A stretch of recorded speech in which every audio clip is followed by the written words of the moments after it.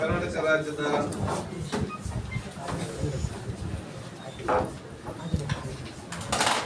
ಈ ವರ್ಷದ ಬಜೆಟ್ ಘೋಷಣೆ ಮಂಡಿಸಲಾಗಿದೆ.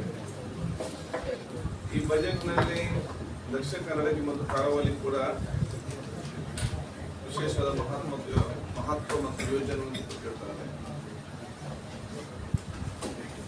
ಮತ್ತು ನಾನು ಉಳ್ಳಾಲಕ್ಕೆ ಬೇಡಿಕೆ ಇದ್ದಂತಹ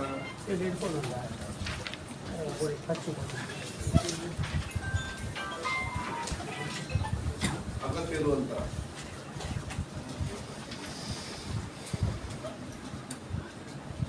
ಯೋಜನೆ ಕೊಟ್ಟಿರ್ತಾರೆ. ಒಂದು, ಸರ್ಕಾರಿ ಮಹಿಳಾ ಕಾಲೇಜು ಮಾಡಬೇಕೆಂಬ ದೊಡ್ಡ ಮಟ್ಟದ ಬೇಡಿಕೆ ಮತ್ತು ನನ್ನ ಆಲೋಚನೆ ಕೂಡ ಇರ್ತದೆ. ಯಾಕೆಂದ್ರೆ ಈಗ ನನ್ನ ವ್ಯಾಪ್ತಿಯಲ್ಲಿ ನಾವು ಶಾಸಕರ ನಂತರ ನನ್ನ ಹಿಂದಿನ ಉಳ್ಳಾಲ ತಾಲೂಕು ವ್ಯಾಪ್ತಿಯಲ್ಲಿ 2 ಕಾಲೇಜುಗಳನ್ನು ಪ್ರಾರಂಭ ಮಾಡಿದ್ದೇವೆ. PU ಕಾಲೇಜು, ಒಂದು ದೇರ್ಲಕಟ್ಟೆಯಲ್ಲಿ ಮತ್ತೊಂದು ನಮ್ಮ ಹರೇಕಳದಲ್ಲಿ, ಇನ್ನು 2 ನನ್ನ ಮುಡಿಪು ಬ್ಲಾಕ್ನಲ್ಲಿ, ಅದೊಂದು ಕುರ್ನಾಡಲ್ಲಿ, ಮತ್ತೊಂದು ಕೊಂಟೆಪುರ. 4 PU ಕಾಲೇಜ್ ನನ್ನ ಕ್ಷೇತ್ರದ ವ್ಯಾಪ್ತಿಯಲ್ಲಿ ಇದೆ. ಅದೇ ಮಹಿಳಾ ಕಾಲೇಜ್ ಒಂದು ಬೇಕಂತೇಳಿ ಯೋಚನೆ. ಯಾಕೆಂದರೆ ಎಲ್ಲರೂ ಕೂಡ ಇವತ್ತು ಕೆಲವರು ಇಲ್ಲಿಗೆ ಬರ್ತಾರೆ, ಜ್ಯೋತಿಗೆ ಬರ್ತಾರೆ. ಅದಕ್ಕಾಗಿ ಈ ವರ್ಷ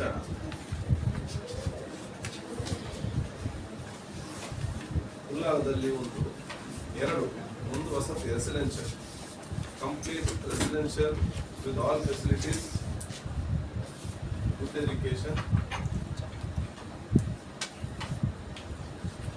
ಇವತ್ತು ನಾವು ಅದನ್ನು ಪ್ರಾರಂಭಿಸ್ತೇವೆ. ಪ್ಲಸ್ ಅದರಲ್ಲಿ ನಾವು ಡಿಗ್ರಿ ಕಾಲೇಜು ಕೂಡ ಮುಂದಿನ ಯೋಜನೆ ಇದೆ. ಆಫ್ಟರ್ 2 years ಅದನ್ನೇ ಕಂಟಿನ್ಯೂ ಮಾಡಿ. ಇನ್ನೊಂದು ರಾಜ್ಯದ ಅದೊಂದು ಸ್ಥಳ ಕೊಡಬೇಕು, 1 ಎಕರೆ ಕೊಡಬೇಕು. ಎರಡನೇದು, ಅಲ್ಪಸಂಖ್ಯಾತ ಇಲಾಖೆ ಮುಖಾಂತರ 16 ಮಹಿಳಾ PU ಕಾಲೇಜನ್ನು ನಲ್ಲಿ ಇವತ್ತು ನಿಗದಿಪಡಿಸಿದ್ದಾರೆ. ಅದನ್ನು ನಾವು ಉಳ್ಳಾಲಗಳನ್ನು ಪ್ರಾರಂಭ ಮಾಡಿ, ಅದು ರೇಸ್ ಕಾಲೇಜ್ ಬೆಳಿಗ್ಗೆ ಹೋಗಿ ಬರುವಂಥ ಸ್ಥಳೀಯ ಮಟ್ಟದಲ್ಲಿ ಅದರಲ್ಲಿ ಎಲ್ಲ 75-25 ಎಲ್ಲ ಕಮ್ಯುನಿಟಿ ಅನುಕೂಲದಲ್ಲಿ ಅವಕಾಶ ಇರ್ತದೆ. ಮೈನಾರಿಟಿ ಕೋಟಲ್ಲಿ ಬಂದರೆ -25, ಉಳ್ಳಾಲದಲ್ಲಿ ಅದೇಶ ಕೂಡ ಅದೇ ರೀತಿ ಮೈನಾರಿಟಿ 75, ಇದರಲ್ಲಿ ನಮ್ಮ ಈ ಹೆಚ್ಚು ಕಮ್ಮಿ ಆಗುವಂಥ PU ಇದರ ಜೊತೆಯಲ್ಲಿ ಒಂದು ಹೈಸ್ಕೂಲ್ ಅನ್ನು ಕೂಡ ಸ್ಥಳ ನಿಗದಿಪಡಿಸಲಿಲ್ಲ. ಒಂದು ಹೈಸ್ಕೂಲ್ ಕೂಡ ಇವತ್ತು ಪ್ರಾರಂಭಿಸಲಾಗಿದೆ.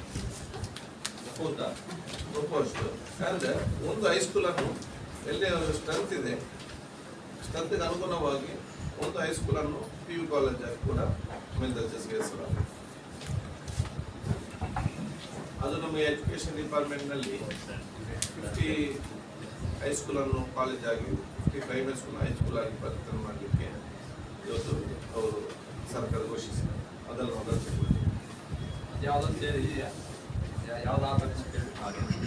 ನಾನು ಅದು ನೋಡ್ತಾ ಇದ್ದೇನೆ. ಯಾಕಂದ್ರೆ ಬಹುತೇಕ ನನ್ನ ಎಲ್ಲ ಕಡೆ ಎಲ್ಲಿ ಅಗತ್ಯ ಇದೆ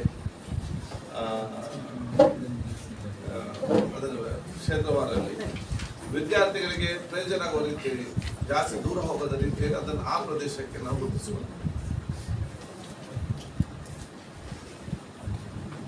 ಇದರ ಜೊತೆಯಲ್ಲಿ ಒಂದು ಕಡಲ್ಕೊರಟಿಗೆ ಸಂಬಂಧಪಟ್ಟ 500 ಕೋಟಿ ರೂಪಾಯಿ ಯೋಜನೆಯನ್ನು ಇಟ್ಟಿದ್ದಾರೆ.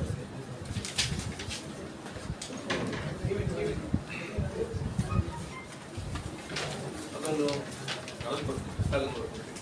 ಅಂದ್ರೆ ನಮ್ಮ ಈ ಕರಾವಳಿ ಬಗ್ಗೆ 200 ಕೋಟಿ ಇಟ್ಟಿದ್ದಾರೆ. ಅದನ್ನು ಆ ಇದರಲ್ಲಿ ತಕ್ಷಣದ ಮೀಟಿಂಗ್ ಮಾಡಿ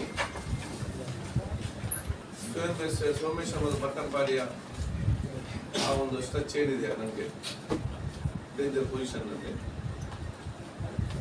ಅದನ್ನು ಪ್ರಾರಂಭ ಮಾಡಿಸಲಿಕ್ಕೆ ಮುಂದಿನ ದಿನ ಅದನ್ನು ಈ ಮೀಟಿಂಗ್ ಆದ ತಕ್ಷಣ ಈ ಬಜೆಟ್ ಅನ್ನು ಅನುಷ್ಠಾನಗೊಳಿಸಲಿಕ್ಕೆ ಬೇಕಾಗುವಂತ ಉನ್ನತ ಮಟ್ಟದ ಅಧಿಕಾರಿಗಳ ಸಭೆಯನ್ನು ನಾನು ನಡೆಸ್ತೇನೆ. ನಮ್ಮ ಜಿಲ್ಲೆಗೆ ಸಂಬಂಧಪಟ್ಟಂತೆ ಬಹಳಷ್ಟು ಯೋಜನೆಗಳು ಸರ್ಕಾರ ಅದೇ ಅದು ನಾಲ್ದು ನಮ್ಮ ಅದಾದ ನಂತರ ಡಿಪಾರ್ಟ್ಮೆಂಟ್ ಮೀಟಿಂಗ್ ಫಿಕ್ಸ್ ಮಾಡಿ ಅದನ್ನು ಹೇಗೆ ಉಪಯೋಗ ಮಾಡೋದು, ಅದನ್ನು ಎಲ್ಲಿ ಯಾವ ರೀತಿಯಲ್ಲಿ ಮಾಡೋದು. 200 ಕೋಟಿ along the coast ನಮ್ಗೆ ಅಷ್ಟು ಬೇಡ. ಅವಶ್ಯ ಡಿಮಾಂಡ್ 65. ಶಾಶ್ವತ ತಡೆಗೋಡೆಯ ಹೌದು, ಈಗ ಇದು ಶಾಶ್ವತ ತಡೆಗೋಡೆಯ ಹೌದು. ಈಗ ಅಲ್ಲಿ ಹಾಕ್ತಾ ಇರೋದೊಂದು ಟೀ ಬ್ರೇಕ್ ಆಯ್ತಾ ಅಥವಾ ಇಲ್ಲ ಅಲ್ಲಿ ಪ್ರಪೋಸ್ ಕ್ಯಾರಿಸ್ ಪ್ರಪೋಸ್ ಪ್ರಪೋಸ್ ಮಾಡಿದ್ದಾರೆ. ಯಾಕೆಂದ್ರೆ ಶೋರ್ ಇಂದ ಡಿಸ್ಟೆನ್ಸ್ ಇದ್ರೆ ಒಂದು 50-60 ಮೀಟರ್ ಡಿಸ್ಟೆನ್ಸ್ ಇದ್ರೆ tea break will be okay. ಇದು ಶೋರ್ಗೆ ಮತ್ತು ಫೋರ್ಸ್ಗೆ ಗ್ಯಾಪ್ ಇಲ್ಲ. ಅಲ್ಲಿ ಆಲ್ರೆಡಿ ಟೀ ಬ್ರೇಕ್ ಹಾಕಿದ್ದಾರೆ ಹಿಂದೆ ADB ಎಲ್ಲಿ ಟೀ ಬ್ರೇಕ್ ಹಾಕಿದ್ದಾರೆ. ಇದರ ಮಧ್ಯದಲ್ಲೇ ಬಂದು ಹೊಡಿತಾರೆ. ಎರಡು ಟೀ ಬ್ರೇಕ್ ಹಾಕಿದ್ದಾರೆ.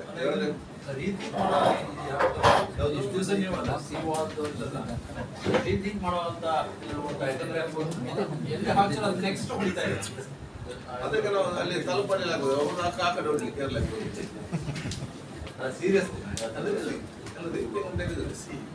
ವಾಟರ್ ವೇವ್ಸ್ ಅನ್ನು ಯಾರಿಂದ ನಿಲ್ಲಿಸಲಿಕ್ಕೆ ಸಾಧ್ಯ ಇಲ್ಲ. Not hour under control. ನಾವು ಪ್ರಕೃತಿಯಕ್ಕೆ ಅನುಗುಣವಾಗಿ ನಾವು ಹೋಗ್ಬೇಕು ಹೊರತು ಪ್ರಕೃತಿ ನಮಗೆ ಬೇಕಾದ ರೀತಿಯಲ್ಲಿ ಹೋಗುದಿಲ್ಲ. ನಾವೇನಾಗಿದೆ ಪ್ರಕೃತಿ ನಮಗೆ ಅನುಗುಣ ಆಗ್ತದೆ ಹೇಳಿಕೊಂಡು ನಾವು ಇದ್ದಂಥ ಪರಿಸರನೆಲ್ಲನೂ ಕೂಡ ಆ ಒಂದು ಅದರ ಎಗೇನ್ಸ್ಟ್ ಹೋಗಿ ಅಲ್ಲಿ ನಾವು ಬಿಲ್ಡಿಂಗ್ ಕಟ್ಟಿ ಅದನ್ನು ನೋಡದೆ ನಮಗೆ ಪ್ರಾಬ್ಲಮ್ ಯಾವಾಗ ಸ್ಟಾರ್ಟ್ ಆಯಿತು. ನಮ್ಮಲ್ಲಿ ಕಡಲು ಕೊರತೆ ಅಂತ ಇಲ್ಲ. From the sea beach 500 metres ಇತ್ತು. ಯಾವುದು ಬೀಚ್ 500 ಮೀಟರ್ಸ್. ಯಾವಾಗ ಈ ಬಂದರಲ್ಲಿ ನಮ್ಗೆ 1992 ಅಲ್ಲಿ ಬ್ರೇಕ್ ವಾಟರ್ ಆಯ್ತಾ, because of the alignment of the wrong alignment of the breakwater ನಮ್ಗೆ ಈ ಸೈಡ್ ಎಲ್ಲ ನೀರು ಹೀಗೆ ಕೊರೆಯುತ್ತಾ ಇತ್ತು. They'll come and take the sand and go. ಆ ಕಡೆ ಕಂಪ್ಲೇಂಟ್ ಆಯಿತು. ಬೆಂಗಳೂರು ಕಡೆ ಬೇಕಾದಷ್ಟು ಜಾಗ ಅಷ್ಟೇ. ಇಲ್ಲೆಲ್ಲೋ ಎಷ್ಟೇ ಕಲ್ಲು ಹಾಕಿದ್ರು ಕೂಡ ನೀರು ಗ್ಯಾಪ್ ಅಲ್ಲಿ ಬರ್ತದೆ, ಕೊಯ್ಗಿನಲ್ಲಿ ಕೂಡ ಹೋಗ್ತದೆ. ಡೈಲಿ ಬಂದು ದಿವಸಕ್ಕೊಂದು 24 hours ಬಂದು ಹೋಗುವಾಗ ನಮ್ಗೆ ಹಾಕಿದಂಥ ಕಲ್ಲುಗೆಲ್ಲ ಆಟೋಮೆಟಿಕ್ ಆಗಿ ಗೊತ್ತಾಗುತ್ತೆ ಒಳಗಡೆ ಹೋಗ್ತಾ ಇದೆ. Because it takes sand and goes. ಮತ್ತೆ ಸ್ಯಾಂಡ್ ಬರುವುದಿಲ್ಲ. ಯಾವಾಗಲೂ ಕೂಡ ಏನಂದ್ರೆ ಈ ಕಡೆಯಿಂದ ಆ ಕಡೆ ಆಗ್ತದೆ, ಆ ಕಡೆಯಿಂದ ಈ ಕಡೆ. ಅದು ನಮ್ಮ ಪಂಚ ನೈಸರ್ಗಿಕ ಒಂದು ಪ್ರಕೃತಿ ಒಂದು ನಾವು ಎಷ್ಟೇ ನಾವೆಲ್ಲ ತಿಳಿಸಿ ನಾವು ಕಲ್ಲಕ್ಕೆ ಬೇಡ ಅಲ್ಲಿಗೆ ಮೀನುಗಾರನೇ ಮನೆ ಕಟ್ಟಿದ್ದಾರೆ. ಹೌದು, RS ಅಲ್ಲಿದೆಲ್ಲ ಕೂಡ ಅವನ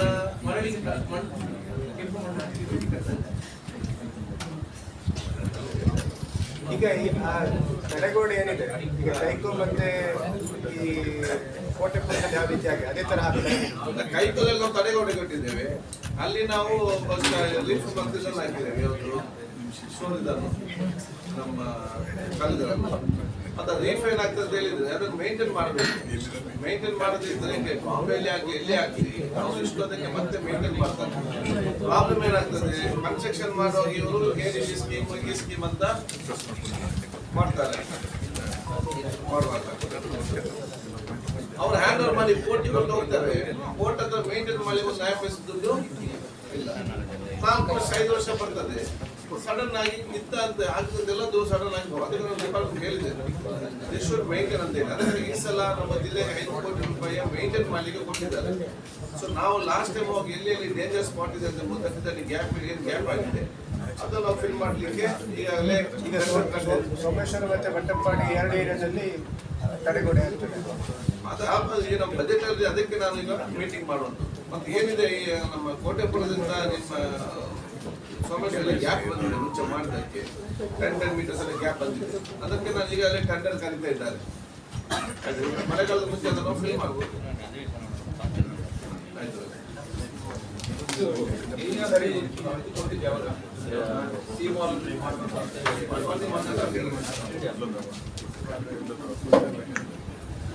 ಸರ್, ಈಗ ಈ ವಕ್ಫ್ ತಿದ್ದುಪಡಿ ಕಾಯ್ದೆ ಅದಕ್ಕೆ ಈಗ ವಿರೋಧಗಳು ವ್ಯಕ್ತವಾಗ್ತಾ ಇದೆ, ಮತ್ತೆ ಉಲೇಮಾಗಳು ಮೊನ್ನೆ ಪ್ರತಿಭಟನೆ ಎಲ್ಲ ಮಾಡಿ.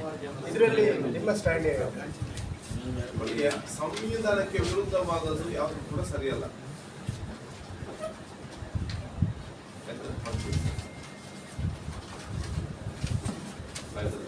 ಅದರ ತಿದ್ದುಪಡಿ ಈಗ ನೀವು ಸಂವಿಧಾನ ವಿರೋಧಿ ಅಂತ ಹೇಳ್ತೀರಾ?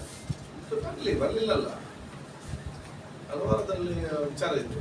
ಅದೀಗ ಮೇಲ್ನೋಟಕ್ಕೆ ಅವರ ಡ್ರಾಫ್ಟ್ ನೋಡುವಾಗ ಮತ್ತು ಇದರಲ್ಲಿರುವಂತಹ ಹಿಂದಿನ ಎಲ್ಲ ನಮ್ಮ ಸದಸ್ಯರು ಅದರಲ್ಲಿ ಪಾಲ್ಗೊಂಡು ಅವರನ್ನು ಪ್ರತಿಭಟಿಸುವ ಸಂದರ್ಭದಲ್ಲಿ ಇದನ್ನು ಕೂಡ ಸಂವಿಧಾನಕ್ಕೆ ವಿರುದ್ಧವಾಗಿ ಕಾಣ್ತದೆ ಕಾಯ್ದೆಯಲ್ಲಿ. ಬಟ್ ಇದು ನಾಟ್ ಕಾಮ್. ಒಂದು ಇದು ಎಂಟೈರ್ ನೇಷನ್ಗೆ ಆಗುವಂಥದ್ದು ಅಲ್ಲ, ಈ ಡ್ರಾಫ್ಟೇ ಬಂದಿಲ್ಲ ಅಂದ್ರೆ ಮತ್ತೆ ಪ್ರತಿಭಟನೆ ಯಾಕೆ ಮಾಡ್ತಾರೆ? ಅಲ್ಲ, JPC ಜಾಯಿಂಟ್ ಪಾರ್ಲಿಮೆಂಟ್ ಕಮಿಟಿಯಲ್ಲಿ ಮೆಂಬರ್ಸ್ ಇರ್ತಾರಲ್ಲ, ಅವ್ರ ಕೈಯಲ್ಲಿ ಡ್ರಾಫ್ಟ್ ಇರ್ತದಲ್ಲ, draft submit to the government. ಅದೇ JPCಯಲ್ಲಿ ಕಾಂಗ್ರೆಸ್ನವರು ಇದ್ದಾರೆ, ಅದೆಲ್ಲ ಎಲ್ಲ ಪಾರ್ಟಿಯವರು ಇದ್ದಾರೆ, ಅವರೆಲ್ಲ ಪ್ರತಿಭಟನೆ ಮಾಡ್ತಾರಲ್ಲ. ಸರಿ ಇಲ್ಲ, ಇದು ಸಂವಿಧಾನಕ್ಕೆ ಅನುಗುಣವಾಗಿಲ್ಲ, ಇದೊಂದು ಬಯಾಸ್ನಲ್ಲಿ ಮತ್ತೆ ಏನೋ ಒಂದು ಉದ್ದೇಶದ ಇವತ್ತು ಮಾಡ್ತಾ ಇದ್ದಾರೆ. ಸಂವಿಧಾನಕ್ಕೆ ಅನುಗುಣವಾಗಿ ಮತ್ತು ಈ ಒಂದು ದೇಶದ ಪರಂಪರೆ ಏನಿದೆ ಅದನ್ನು ಆಲೋಚನೆ ಮಾಡಿಕೊಂಡು ಯಾವುದೇ ಸರ್ಕಾರ ಇವತ್ತು ಯಾವುದೇ ಕಾನೂನು ತರಬೇಕು.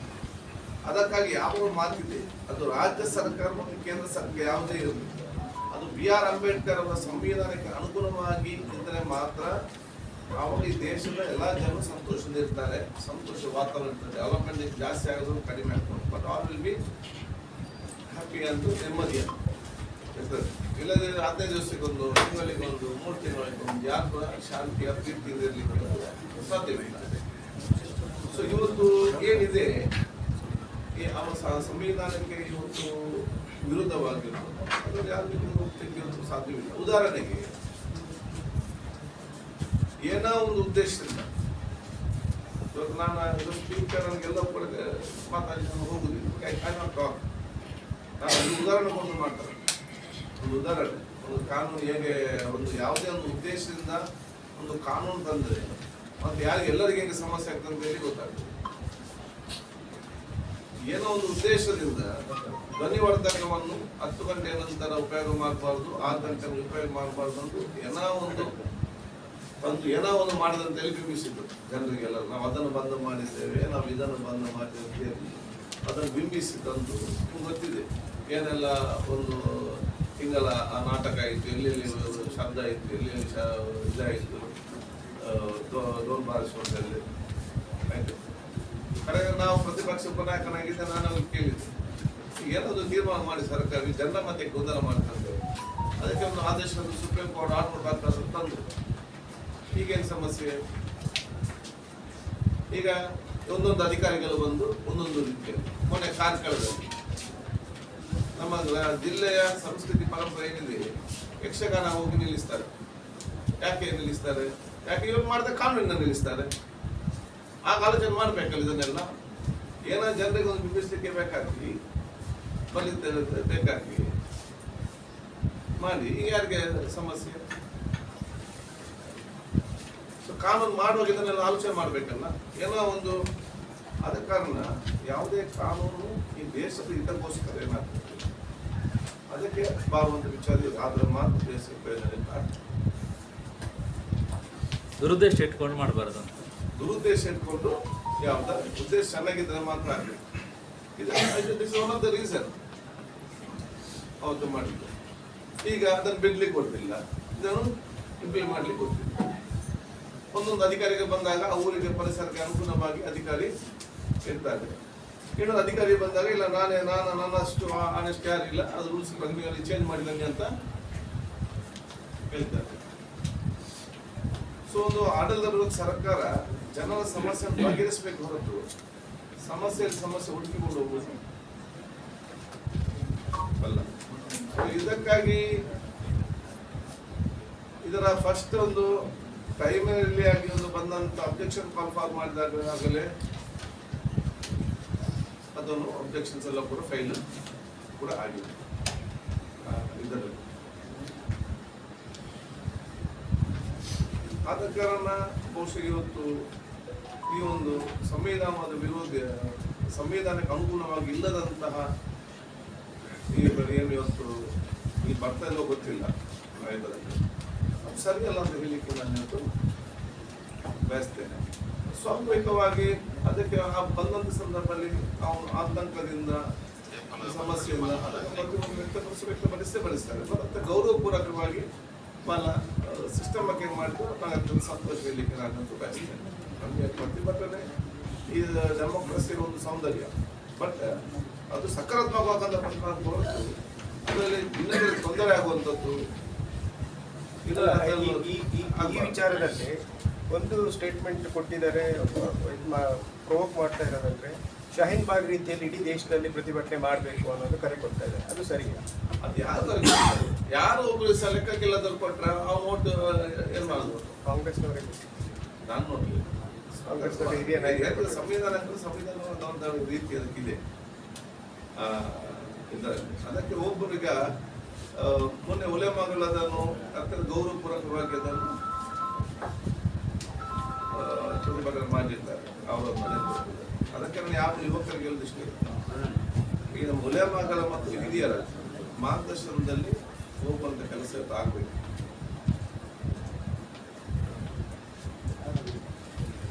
ನೀವು ಇದು ಮುಗಿದಿದೆ. ಈಗ ಆ ವಿಚಾರದಲ್ಲಿ ಈಗ ಕಾಂಗ್ರೆಸ್ ಹಿರಿಯ ನಾಯಕರೇ ಈ ಶಾಹೀನ್ ಬಾಗ್ ರೀತಿಯ ಪ್ರತಿಭಟನೆ ಇಡೀ ದೇಶದಲ್ಲಿ ಮಾಡಬೇಕು ಅಂತ ಕರೆ ಕೊಟ್ಟಿದ್ರು. ಅದನ್ನು ನೀವು ವಿರೋಧಿಸ್ತೀರಾ? ನಂಗೆ ಗೊತ್ತಿಲ್ಲ, ನಾನು ನೋಡ್ಲಿಲ್ಲ. ಯಾವ ರೀಸೆಂಟ್ ನಮ್ಮ ಜಿಲ್ಲೆ ಇಲ್ಲ ಸೆಂಟ್ರಲ್ ಡೆಲ್ಲಿಯಿಂದ ಕೊಟ್ಟಿದ್ರು.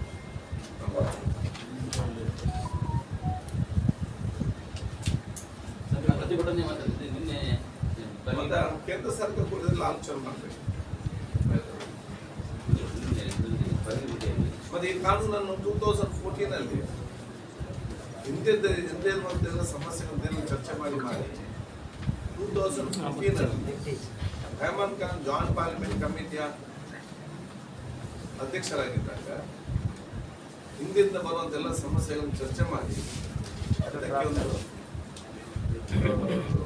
ಸಮಸ್ಯೆ ಪರಿಹಾರ ಕೊಡ್ಬೇಕಂತೇಳಿ ಅವರು ಚರ್ಚೆ ಮಾಡಿ ತಂದದ್ದು ಇದರಲ್ಲಿ. ಮತ್ತೆ ಇದರಿಂದ ಜಾಸ್ತಿ ಸೇಮ್ ನಮ್ಮ ಕಮ್ಯುನಿಟಿಯಲ್ಲಿ ಪ್ರಾಬ್ಲಮ್ ಆಗಿದೆ. ಆ ಸ್ಥಳದಲ್ಲಿ ಕಾಂಪ್ಲಿಕೇಶನ್ಸ್ ಬಹಳಷ್ಟು ಇವತ್ತು ನಮ್ಗೆ ಅದರ ಸೀರಿಯಸ್ನೆಸ್ ಇಲ್ಲಿ ನಮ್ಗೆ ಅಷ್ಟು ಗೊತ್ತಾಗುತ್ತಿಲ್ಲ. ಇದರ ಪ್ರಾಬ್ಲಮ್ ಜಾಸ್ತಿ ಇಲ್ಲಿದ್ದಂತ ಜಾಸ್ತಿ ಆ ಕಡೆ ಇದೆ. ಅಂದ್ರೆ ಇಲ್ಲೆಲ್ಲ ಕೂಡ most is the family trust ಅಥವಾ ಪರ್ಚೇಸ್ ಮಾಡಿದಲ್ಲದೆ. ಆದರೆ ಅನ್ವರ್ ಮಾಣಿಪಾಡಿಯವರ ವರದಿಯಲ್ಲಿ ಏನೆಲ್ಲ ಅಲ್ಲಿ ಅವ್ಯವಹಾರಗಳಾಗಿತ್ತು, ವಕ್ಫ್ ಬೋರ್ಡ್ ಮತ್ತು ಅದರಲ್ಲಿ ಎಷ್ಟೆಲ್ಲ ಭೂಮಿಗಳು ವಶಪಡಿಸ್ಕೊಂಡಿದ್ರು, ಅಂದರೆ ಅದು ಎಕ್ವೈರ್ ಆಗಿರೋದು, ಅದನ್ನೆಲ್ಲ ಆ ವರದಿಯನ್ನೇನಾದರೂ ತನಿಖೆಗೆ ಒಳಪಡಿಸಲಿಕ್ಕೆ ಸರ್ಕಾರಕ್ಕೆ ಒತ್ತಾಯ ಮಾಡೋದು. ಅವರು ಸಬ್ಮಿಟ್ ಮಾಡಿ 3 ವರ್ಷ ಅಧಿಕಾರದಲ್ಲಿದ್ದು ಆಟ ಮತ್ತೆ ಚರ್ಚೆ ತಗೊಳ್ಬೋದು. ಅವಾಗ ತಗೊಂಡಿಲ್ಲ ಅಲ್ಲ ನಿಮ್ಮ ಇವರು. ನಾನು ಸ್ಪೀಕರ್ ನನಗೆ ಹೇಳಿ ಗೊತ್ತಿಲ್ಲಲ್ಲ, ಅವರಿಗೆ ಪ್ರತಿಪಕ್ಷದ ಇವರಿಗೆ ಬಿಟ್ಟಂತ ವಿಚಾರ, ಆ ಸರ್ಕಾರಕ್ಕೆ ಬಿಟ್ಟಂತ ವಿಚಾರ. ಸರ್, ಇನ್ನೊಂದು ಈ ನಿಮ್ಮ ಕ್ಷೇತ್ರ ವ್ಯಾಪ್ತಿಯಲ್ಲಿ ಮೊನ್ನೆ ಅಕ್ರಮ ಶಸ್ತ್ರಾಸ್ತ್ರ ಅಂದರೆ ಪಿಸ್ತೂಲ್ಗಳನ್ನು ವಶಪಡಿಸ್ಕೊಂಡಿರೋದು ನಿಮ್ಮ ಕ್ಷೇತ್ರ ವ್ಯಾಪ್ತಿಯಲ್ಲಿ ರೈಡ್ ಮಾಡಿಕೊಂಡು ತಲಪಾಡಿ ಮತ್ತು ಕೊಣಾಜೆ ಇದರಲ್ಲಿ ರೈಡ್ ಮಾಡಿ 3 ಕಡೆ ರೈಡ್ ಮಾಡಿ 3 ಪಿಸ್ತೂಲ್ಗಳನ್ನು ಇದು ಮಾಡಿದ್ದಾರೆ. ಕೇರಳದಿಂದ ಶಸ್ತ್ರಾಸ್ತ್ರಗಳು ಈ ಕಡೆ ಇದು ಮಾಡಿ ಈ ವ್ಯಾಪ್ತಿಯಲ್ಲಿ ಯಾಕೆ ಈ ಥರ ನಮ್ಮದು ಈಗ ಗಡಿ ಪ್ರದೇಶದಲ್ಲಿ ಈ ಸಮಸ್ಯೆ ಇದೆ. ಬೇರೆ ಎಲ್ಲ ಕಡೆ ಇಲ್ಲ ಅಂತ ನಮಗೆ ಹೇಳಲಿಕ್ಕೆ ಆಗೋದು ಗೊತ್ತಿಲ್ಲ. ಇದರಲ್ಲಿ ನಮ್ಮಲ್ಲಿ ಪೊಲೀಸ್ ಪತ್ತೆ ಹಚ್ಚಿದ್ದಾರೆ, ಬೇರೆಯವರಿಂದ ಪತ್ತೆ ಹಚ್ಚಬೇಕಷ್ಟೇ ಇರ್ಬೋದು. ಆದರೆ ಗಡಿ ಪ್ರದೇಶ ಪೊಲೀಸನ್ನು ಅಭಿನಂದಿಸ್ತೀವಿ. ಈ ಪ್ರದೇಶದಲ್ಲಿ ಈ ಕೇರಳದಿಂದ ಈ ಥರದ ಇಲ್ಲಿಗಲ್ ಆಕ್ಟಿವಿಟೀಸ್ ಜಾಸ್ತಿಯಾಗಿ ಈ ಕಡೆ ಬರ್ತಾ ಇರೋದು, ಅದನ್ನು ತಡೆಗಟ್ಟುವ ನಿಟ್ಟಿನಲ್ಲಿ ಸರ್ಕಾರ ಪೊಲೀಸರಿಗೆ ನಿರ್ದೇಶನ ನೋಡಿ. ನಮ್ಮಲ್ಲಿ ಬರೀ ಒಂದು ತಲಪಾಡಿ ಟಾಲ್ ಗೇಟ್ ಅಂತ ಮಾತ್ರ ಇಲ್ಲ, ಇಡೀ ಸುತ್ತಲೂ ಕೂಡ ಕೇರಳ ಇವತ್ತು ಮಾಡುವುದು 15-20 ಎಂಟ್ರನ್ಸ್ ಇದೆ. ಒಳ ರೋಡೆಲ್ಲ ಕೂಡ ಇದೆ. ನಾನು ಇವತ್ತಲ್ಲ ಅವತ್ತೇ ನಾನು ಡಿಸ್ಟ್ರಿಕ್ಟ್ ಲಿಸ್ಟ್ ಇದ್ದಾಗಲೇ ನಾನು ಹೇಳಿದೆ ಮೈನ್ಸ್ ಫಂಡ್ ಉಪಯೋಗ ಮಾಡಿಕೊಂಡು ಎಲ್ಲ ಬಾರ್ಡರ್ಗಳಲ್ಲಿ ಚೆಕ್ ಪೋಸ್ಟ್ ಹಾಕಿ, ಅಥವಾ ಈಗ ಆರ್ಟಿಫಿಷಿಯಲ್ ಇಂಟೆಲಿಜೆನ್ಸ್ ಮುಖಾಂತರ ಬೇಕಾದ ಲೇಸರ್ ನಮ್ಮ ಕ್ಯಾಮರಾಸ್ ಕೂಡ ಬಂದಿದೆ. ಕ್ಯಾಮರಾ ಕಾಣೋದಿಲ್ಲ, ಲೇಸರಲ್ಲೇ ಪತ್ತೆಸ್ತಾರೆ. ಇದನ್ನು ಮಾಡಬೇಕು, ಅನುಷ್ಠಾನ ಮಾಡಬೇಕು. ಇದರಲ್ಲಿ ದೊಡ್ಡ ಮೊತ್ತಾದರೂ ಕೂಡ ಇದ್ದಂಥ ಕ್ರೋಢೀಕರಿಸಿಕೊಂಡು ಒನ್ ಟೈಮ್ ಇದನ್ನು ಅನುಷ್ಠಾನ ಮಾಡಿದರೆ ಎಲ್ಲವೂ ಕೂಡ ಬೆಟರ್ ಅಂತ ಹೇಳಲಿಕ್ಕೆ ನಾನು ನಿಂತು ಬಯಸಿ ಇನ್ನು ಮುಂದೆ ಕೂಡ ನಾನು ಹೇಳ್ತೇನೆ. ನಾನು ಈಗಾಗಲೇ ಅದಕ್ಕೊಂದು ಹೈಟೆಕ್ ಸೈಬರ್ ಸೆಕ್ಯೂರಿಟಿ ಮುಖಾಂತರ ದೊಡ್ಡ ಮಟ್ಟದೊಂದು ಪ್ಲಾನ್ ಮಾಡಿಕೊಂಡಿದ್ದೇನೆ. ವಾಟರ್ ಯಾಕೆಂದ್ರೆ ನಾವು ಕ್ಯಾಮರಾ ಇಟ್ಟ ಕ್ಯಾಮರಾನ ಹಾಳು ಮಾಡೋದು, ಮತ್ತು ಇನ್ನೊಂದು ಇದೇನು ಕ್ಯಾಮರಾ ಗೊತ್ತಾಯಿತು, ಲೇಸರ್ ಕ್ಯಾಮರಾ ಇಲ್ಲಿ ಯಾವ ಎಲ್ಲಿ ಕಾರ್ನರ್ ಏರಿಯಾಸ್ಗೆ ಒಂದು ರಸ್ತೆ ಸ್ಟೇಟ್ ಅಂದರೆ ಬೆಟರ್. ಈಗ ನಾವು ನಮ್ಮ ಸಮಸ್ಯೆ ಇಲ್ಲ ನೋಡೋಣ. ಇವರಿಗೆ ಪ್ರಪೋಸ್ ಎಷ್ಟು ಏನು ಪ್ರಪೋಸ್ ಮಾಡಿದರೆ ಎಷ್ಟು ಅಮೌಂಟ್ ಇದೆ ಅಂತ ಇಲ್ಲ, ಎಂಟೈರ್ ಕಾನ್ಸ್ಟಿಟ್ಯೂನ್ಸಿಗೆ ಒಂದು ಪ್ರಾಜೆಕ್ಟ್ ಮಾಡಿದ್ವಿ. ಎಂಟೈರ್ ಕಾನ್ಸ್ಟಿಟ್ಯೂನ್ಸಿ ಒಂದು ಕಮಾಂಡರ್ ಸೆಂಟರ್, ಆ commander centre will be manage by our medical college ಅಂತ ಕೂಡ ಅವ್ರು ಕೂಡ ಮಾತಾಡಿದ್ದಾರೆ. ವಿ ಕ್ಯಾನ್ ಇನ್ಸ್ಟಾಲ್ ಒಂದು ಮ್ಯಾನೇಜಿಂಗ್ ಅದಕ್ಕೊಂದು ಸೆಂಟರ್ ಮಾಡಿ ಅವರು ಅದನ್ನು ಮೇಂಟೈನ್ ಮಾಡಿಕೊಂಡು ಹೋಗೋದಕ್ಕೆಲ್ಲ ಕೂಡ ಪ್ಲಾನ್ ಆಗಿದೆ. ನಾವು done but it has total ಅದು ಆಗೋದು ಅಂದ್ರೆ ಈ ಕ್ರೈಮ್ ಆಕ್ಟಿವಿಟೀಸ್ ನಿಲ್ಲಿಸಲಿಕ್ಕೆ ಒಂದು ಪ್ರಾಜೆಕ್ಟ್ ಮಾಡ್ತಾರೆ. ನೋಡಿ, ಕ್ರೈಮ್ ಆಕ್ಟಿವಿಟಿ ನಿಲ್ಲಿಸಲಿಕ್ಕೆ is very important. Number 1. Number 2, police ಅಧಿಕಾರಿಗಳು ಖಡಕ್ ಆಗಬೇಕು. ಈ ಎರಡು ಇದ್ರೆ and representative should support the officers. ಅದು ನಾನಿರಲಿ, ಯಾರು MLA ಇರಲಿ, ಯಾರು ಸಲಹೆ ಮುಖಂಡಿರಲಿ, ಇಲ್ಲಿ ಸಮಾಜದ ಶಕ್ತಿಗಳನ್ನು ಪಂಚಾಯತ್ ಸಂದರ್ಭದಲ್ಲಿ ಅವರ ಪರ ಹೋಗಿ ಪೊಲೀಸ್ ಒತ್ತಡ ಹಾಕುವ ಕೆಲಸವನ್ನು ಎಲ್ಲ ನನ್ನನ್ನು ಕೂಡ ಸೇರಿಸಿಕೊಂಡು ಎಲ್ಲ ಜನಪದ ಏನು ಸೆಲ್ಫ್ ರೆಸ್ಪಾನ್ಸಿಬಿಲಿಟಿ. ಹೌದು, ಸಣ್ಣ ಸಣ್ಣ ಪುಟ್ಟ ವಿಚಾರದಲ್ಲಿ ಸರಿ ಹೋಗಿ ಏನಾದ್ರು ಚಿನ್ನ ಮೇಜರ್ ಇದ್ದಾಗ duty to morally support police department. ಈಗ ಎಲ್ಲಿ ತನಕ ಆಯಿತು, ಕೋಟೆಕಾರ್ನಲ್ಲಿ ಶೂಟ್ ಔಟ್ ಮಾಡಿ ಅವತ್ತು ನಾನು ಡಿಸ್ಟ್ರಿಕ್ಟ್ ಮಿನಿಸ್ಟರ್ ಇದ್ದಾಗ Sandeep Patil was commissioner. I remember in always. ಎಲ್ಲ ಗೊಂದಲ ಅಲ್ಲಲ್ಲಿ ರೌಡಿಗಳಿಗೆ ಶೂಟ್ ಮಾಡಿ ಅಲ್ವಾ, ಎಷ್ಟೋ ಊರು ಬಿಟ್ಟು ಓಡಿ ಇದರಲ್ಲಿ ಎಷ್ಟು ಜನ ನನ್ನ ಬಂದು ಕೂಗ್ಲಿಕ್ಕೆ ಸ್ಟಾರ್ಟ್ ಮಾಡಿದ್ವಿ. ಅವರ ಮನೆಯವರು ಮತ್ತು ತಾಯಿಯವರು ಮದುವೆ ಆಗೋದು ಹುಡುಗಿಯರು ಮುಂಚೆಲ್ಲ ಇದ್ದಾರೆ, ಈಗ ಏನಿಲ್ಲ, ಪೊಲೀಸ್ ಭಾಳ ಸ್ಟ್ರಿಕ್ಟ್ ಇದ್ದಾರೆ, ಇವರೇ ಮಾಡಬೇಡಿ ಅಂತ ಹೇಳಿ ಎಲ್ಲ ಶ್ಯೂರ್ ಆಗ್ತಾ ಇದ್ರು. ಬರೀ 2-3 ಇನ್ಸಿಡೆಂಟ್ ಪೊಲೀಸರು ತೆಪ್ಪದಿಟ್ಟು ಹೋದ ಕ್ರಮದಿತ್ತ. ಮೊನ್ನೆ ಕೂಡ ತಲಪಾಡಿಯಲ್ಲಿ ಮಾಡದ ಕಾರಣ ಯಾರು ನಮ್ಮ ಭಾಸ್ಕರ್ ಬೆಳ್ಸೆ ಇಲ್ಲಿ ಮಾಡಿದ ಕಾರಣ ಕೋಟೆಕಾರದಲ್ಲಿ ಎಲ್ಲಿ ಬಿಟ್ಟದ ಪೊಲಂತರ ಆಯ್ತು, ಕೇರಳದಲ್ಲಿ ಹಿಡಿದ್ರು, ಅವ್ರು ಹೆದರ್ತಿದ್ರು. ನಾವು ಅಂದ್ರೆ ನನಗೆ ಮಾಹಿತಿ ನಾವು ಇದಾಗ್ತೇವೆ, ನಮ್ಗೆ ಶೂಟ್ ಮಾಡಬೇಡಿ ಇದೇ ಫ್ರೈಟ್ ಅಂಡ್. ಈಗ ಏನಾಗಿದೆ, ಎಲ್ಲ ಕಳ್ಳರಿಗೆ ಒಂದು ಹೆದರಿಕೆ ಬಂದಿದೆ. ಮಂಗಳೂರಿನಲ್ಲಿ ಏನೋ ಮಾಡಿದ್ರೆ ನಮಗೆ ಶೂಟ್ ಮಾಡ್ತಾರೆ ಅಂತೇಳಿ ಆ ಫಿಯರ್ ಬಂದಿದೆ. ಇಂಥ ದಿಟ್ಟ ಕ್ರಮ ತಗೊಳ್ಬೇಕು. ಮತ್ತೆ ಈಗ ಏನು ವೆಪನ್ಸ್ ಒಂದು ಮಾಡಬೇಕಾದಂತ ಕೆಲಸವನ್ನು ಪೊಲೀಸರು ಮಾಡಬೇಕು. ನೀವೊಂದು ಆಲೋಚನೆ ಮಾಡ್ತೀರಿ, ನೀವೊಂದು ಆಲೋಚನೆ ಇದು ನಿಮ್ಮ ಆಲೋಚನೆ. ಅದು ನಿಮ್ಮಲ್ಲಿ ಮಾಡಿ ಕದ್ದಾಗ ಮಾತ್ರ ಗೊತ್ತಾಗ್ತದೆ ಯಾರು ಏನ್ ಮಾಡ್ಬೇಕಂತ. ಈಗ ನಿಮ್ಮ ಈ ವೆಪನ್ ಸಪ್ಲೈ ಏನಾಗುತ್ತೆ, ವೆಪನ್ ಸಪ್ಲೈ ವಿದಿನ್ ಕಾನೂನು ನಾನು ಅದನ್ನೇ ಆಗ್ಬೇಕಂತಲ್ಲ, but deterrent act is very important ಈಗಿನ ಕಾಲದಲ್ಲಿ. ಈಗ ವೆಪನ್ ಸಪ್ಲೈ ಆಗ್ತಾ ಇದ್ದ ಬಗ್ಗೆ ಈಗ ಆಲ್ರೆಡಿ 4 ಪಿಸ್ತೂಲ್ಗಳನ್ನ ವಶಪಡಿಸಿಕೊಂಡಿದ್ದಾರೆ. ಆದ್ರೆ ಇದು ಹೆಚ್ಚಾಗಿ PFI ಲೀಡರ್ಗಳಿಗೆ ಕೊಟ್ಟಿರುವಂತ ಬಗ್ಗೆ ಈಗ ಮಾಹಿತಿ ಬರ್ತಾ ಇರೋದು. ಇದ್ರ ಬಗ್ಗೆ ಏನು ತನಿಖೆಗೆ ಒತ್ತಾಯಿಸ್ತಾರೆ? ಯಾರಿಗಾದ್ರೂ ಕೂಡ ಲೆಟ್ ಇಟ್ ಬಿ ಎನಿವನ್ ತಯಾರಾಗ್ತದೆ, ತಯಾರಾಗಿದ್ರೆ ಹಿಡಿದು ಇದರ ಮತ್ತೆ ಏಜೆಂಟ್ಗಳು ಯಾರು ಮತ್ತೆ ಎಲ್ಲಿ ಮುಟ್ಟದೆ ಸಂಪೂರ್ಣವಾದ ಚಿತ್ರವನ್ನು ಬಯಲಿಗೆ ಮತ್ತು ಅವರ ಮೇಲೆ ಕಠಿಣವಾದ ಕ್ರಮ ತೆಗೆದುಕೊಳ್ಬೇಕು. ಸ್ಟಾರ್ಟಿಂಗ್ ಎಲ್ಲಿಂದ ತಯಾರಾಗ್ತದೆ ಅಲ್ಲಿಂದ ತಯಾರಾಗಿ ಅದರ ಮಿಡಲ್ ಮನ್ ಯಾರು ಮುಟ್ಟಿಸ್ತಾರೆ, ಯಾರಿಗೆ ಮುಟ್ಟಿಸ್ತಾರೆ, ಮತ್ತೆ ಯಾಕೆ ಮುಟ್ಟಿಸ್ತಾರೆ, ಇದು ಪೊಲೀಸ್ ಡಿಪಾರ್ಟ್ಮೆಂಟ್ ಮಾಡಬೇಕು.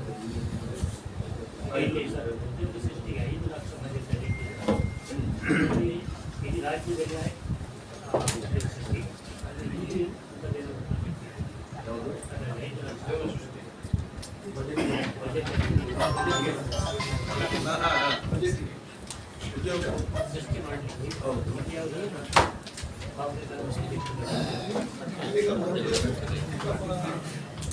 ಈ ಎಲೆಕ್ಟ್ರಾನಿಕ್ಸ್ ಮುಖಾಂತರ ಐಟಿ ಹಬ್ಬ ಇಂಪ್ರೂವ್ಮೆಂಟ್ ಮಾಡ್ಕೊಂಡು ಮಾಡಬೇಕು.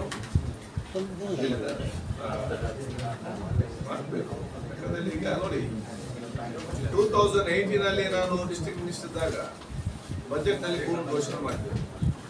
ಒಂದು ನಿಮ್ಮ ಉಡುಪಿಯಿಂದ Mangaluru Karnataka metro knowledge city ಅಂತ ಹೇಳಿ ಅವಾಗ, ಮತ್ತೆ ಎಲ್ಲ ನಮ್ಮ ಧಾರ್ಮಿಕ ಮತ್ತು ಪ್ರವಾಸಿ ಕೇಂದ್ರಗಳನ್ನು ಸಂಪರ್ಕಿಸಿದ ಕೋಸ್ಟಲ್ ಸರ್ಕಿಟ್ ಟೂರಿಸಂ ಅಂತ ಎರಡು, ಮತ್ತೆ ಹೆಲ್ತ್ ಟೂರಿಸಂ ಅಂತ. ಅದರ ನಂತರ ಬರೀ ಬಜೆಟ್ ಅಲ್ಲಿ ಘೋಷಣೆ ಆದ್ರೆ ಆಗುದಿಲ್ಲ. ಬಜೆಟ್ ಘೋಷಣೆ ತಕ್ಷಣ ಏನ್ ಮಾಡಬೇಕು, ಸಂಬಂಧಪಟ್ಟಂತ ಡಿಪಾರ್ಟ್ಮೆಂಟ್ ಅಧಿಕಾರಿಗಳು ಮತ್ತು ಫೈನಾನ್ಸ್ ಕೂತ್ಕೊಳಿಸಿಕೊಂಡು ಅದಕ್ಕೆ ರೋಡ್ ಮ್ಯಾಪ್ ಮಾಡಿಕೊಂಡು ಅದಕ್ಕೆ ಬೇಕಾಗುವಂತ ಅಡ್ಮಿನಿಸ್ಟ್ರೇಟರ್ ತೆಕ್ಕೊಂಡು ಅದು ಕ್ಯಾಬಿನೆಟ್ ಹೋಗಿ ಬರಬೇಕು. ಇದರಲ್ಲಿ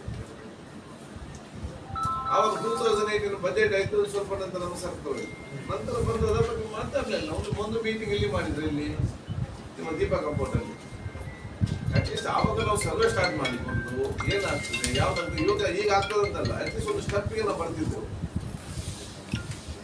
ಒಂದು ಬಜೆಟ್ ಅಲ್ಲಿ ಸರ್ಕಾರ ಘೋಷಣೆ ಮಾಡಿದ ನಂತರ it is A boundary duty of the government so ಅದನ್ನು ಇಂಪ್ಲಿಮೆಂಟ್ ಮಾಡ್ಲಿಕ್ಕೆ. ಇವತ್ತು ಹೇಗೆ department takes interest on that.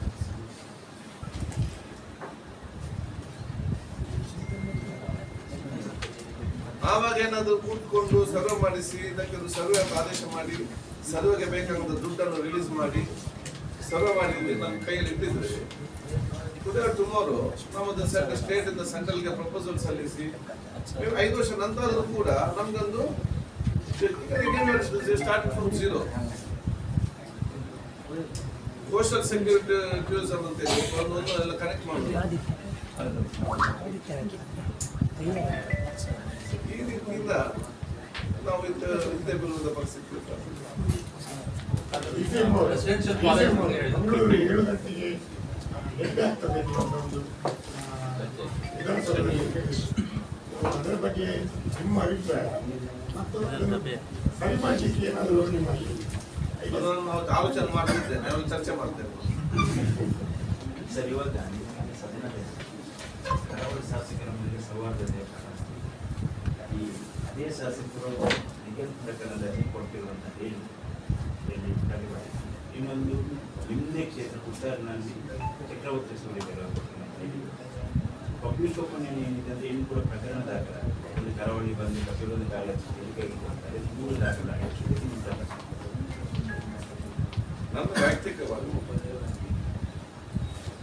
ನನ್ನ ವೈಯಕ್ತಿಕ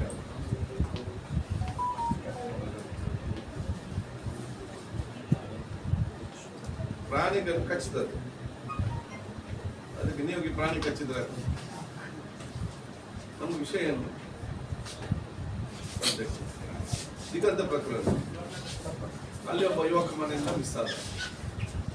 ಅದು ಕೂಡ ಒಂದು ಸಂಶಯದ ಪ್ರೀತಿಯಲ್ಲಿ ಚಪ್ಪಲಿಯಲ್ಲಿ ಇಟ್ಟುಕೊಂಡು ಚಪ್ಪಲಿ ಬ್ಲಡ್ ಇದೆಲ್ಲ ಹಾಕಿ ಮೊಬೈಲ್ ಇದೆಲ್ಲ ಮಿಸ್ ಆದ. ಅದನ್ನು ಕೆಲವು ಬಂದು ಬೇರೆ ಬೇರೆ ರೀತಿಯಿಂದ ತೆಗೊಳ್ಳಿಕ್ಕೆ ಪ್ರಾರಂಭ ಮಾಡಿ ಅದರಲ್ಲಿ ಕೂಡ ಹೊರಗಿನ ಒಬ್ಬ ಜನಪ್ರತಿ ಬಂದು ಈ ರೀತಿಯ ಒಂದು ಮೆಚುರಿಟಿ ಇಲ್ಲದಂತ, ಅದನ್ನು ಹೇಳ್ಬೇಕು. ಯಾಕಂತ ಹೇಳಿದ್ರೆ ಒಂದು ಪ್ರಭುತ್ವದ ಇಲ್ಲದಂತ ಮಾತುಗಳನ್ನಾಡಿ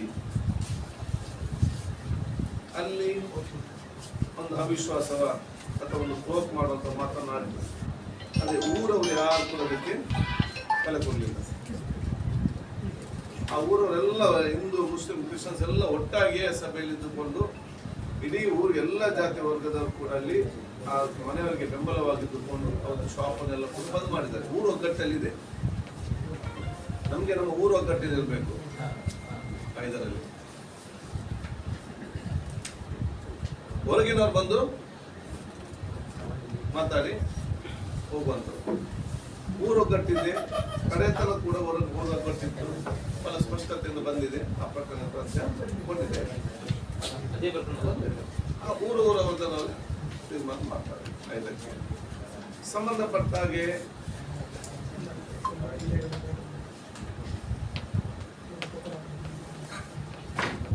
ವಿಚಾರವನ್ನು ಏನು ಮಾತಾಡಿದರೆ ಯಾವ್ದು ಮಾತಾಡಿದರೆ ಯಾವ ಅದು ನಾನು ಎಸ್ ಪಿ ಅವ್ರಿಗೆ ಹೇಳಿದ್ದೇನೆ. ಕಾನೂನು ಪ್ರಕಾರ ಯಾವ ಲೀಗಲ್ ಒಪಿನಿಯನ್ ತೆಗೆದುಕೊಳ್ತಿದ್ದಾರೆ.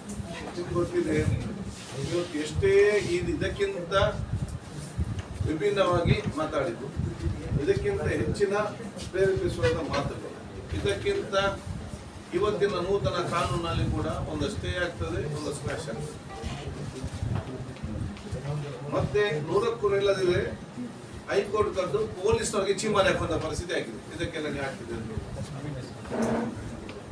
ಎಷ್ಟು ಆಗಿದೆ ಇನ್ಸಿಡೆಂಟ್ ಅಲ್ವಾ?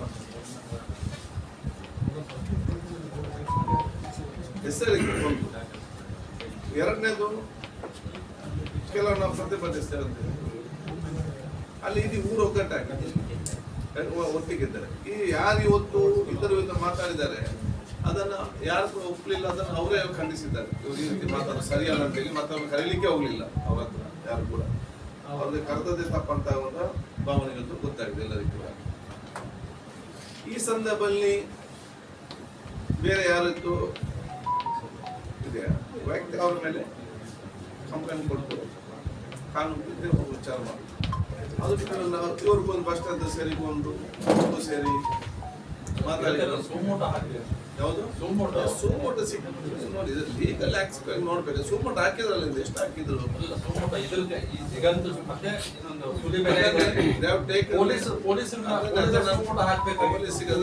ಮಾತಾಡಿದ್ದೇನೆ.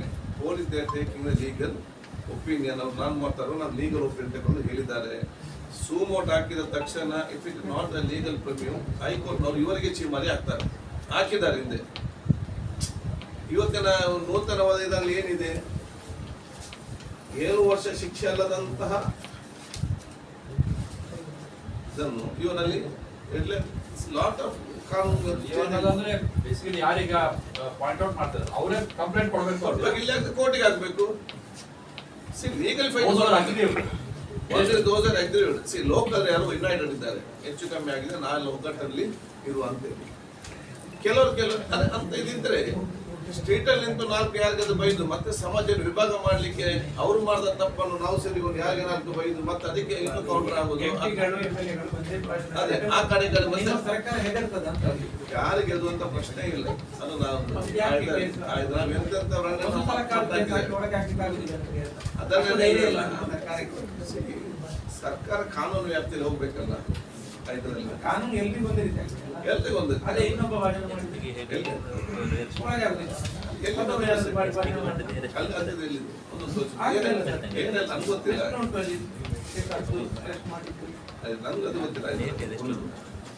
ಸರ್ಕಾರ ಯಾವ್ದು ಪ್ರಶ್ನೆ ಇಲ್ಲ.